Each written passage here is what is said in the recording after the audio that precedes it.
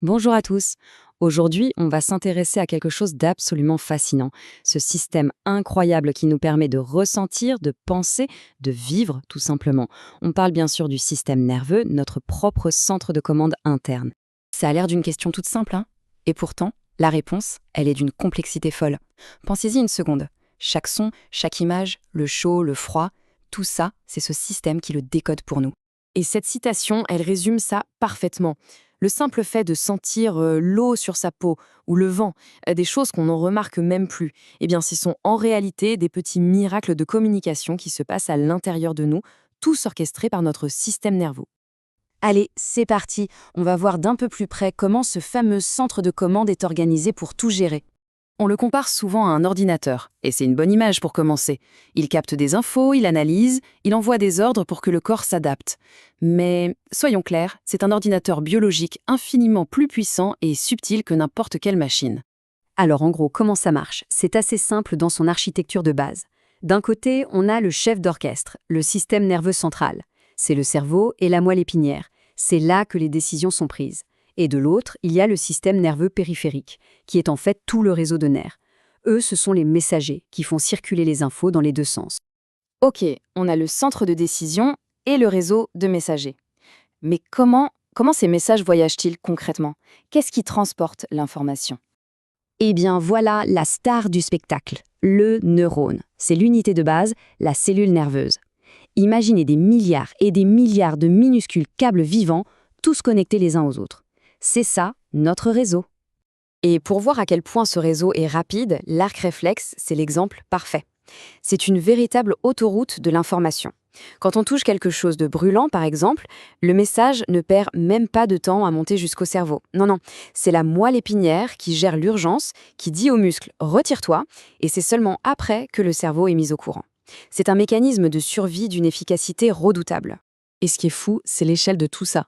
On ne parle pas de quelques messages par-ci par-là. C'est un torrent, un flux ininterrompu de milliards de signaux chaque seconde. Ça contrôle tout, absolument tout, de notre respiration quand on dort à nos pensées les plus profondes. Mais voilà, ce système si sophistiqué, il est aussi fragile.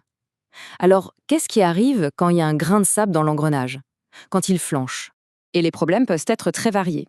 Un AVC qui va couper une voie de communication, l'épilepsie, des maladies comme Parkinson qui dérèglent le contrôle des mouvements. Bref, chaque pathologie vient perturber ce centre de commande d'une manière bien spécifique, avec des conséquences sur le corps, les sens ou l'esprit. Du coup, la vraie question, c'est celle-ci. Au-delà du diagnostic, au-delà des termes médicaux, quel est l'impact réel sur la vie d'une personne? Et c'est là, face à cette réalité, que le rôle du soignant devient crucial. Parce qu'il ne s'agit plus seulement de soigner une maladie, mais bien de prendre soin d'une personne dans son entièreté. 14. Juste un chiffre. 14. Qu'est-ce que ça peut bien vouloir dire? Eh bien, ce chiffre, il est au cœur de toute l'approche des soins dans ce domaine. Il s'agit des 14 besoins fondamentaux de l'être humain, théorisés par Virginia Henderson. Des choses qui nous paraissent évidentes. Respirer, bouger, communiquer avec les autres, apprendre. Mais quand le système nerveux est touché, même ces besoins les plus élémentaires peuvent devenir un vrai défi. Tout l'enjeu pour le personnel soignant, c'est donc de trouver cet équilibre délicat. Il faut aider, bien sûr, combler ce que la personne ne peut plus faire seule, mais le but ultime, c'est toujours de préserver au maximum son autonomie et sa dignité. Et pour réussir cette mission, ça demande bien plus que des compétences techniques. On entre dans une dimension profondément humaine. Parce qu'au final, le soin, c'est ça. C'est une rencontre. Ce n'est pas un technicien qui répare une machine. C'est une relation entre deux êtres humains, une relation de confiance. Et cette phrase le dit très bien. La maladie rend fragile, vulnérable. Alors une attitude, une présence qui est non seulement professionnelle, mais aussi chaleureuse, respectueuse, ça peut changer la donne. C'est un véritable effet thérapeutique. On pourrait dire que le soin, c'est vraiment un art. C'est un mélange de science, de connaissances pointues et d'empathie. Cette capacité à se connecter à l'autre.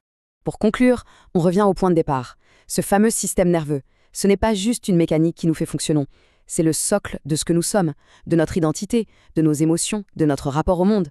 Alors on peut se poser la question, en prenant conscience de la complexité, de la beauté, mais aussi de la fragilité de ce système, n'est-ce pas là le premier pas?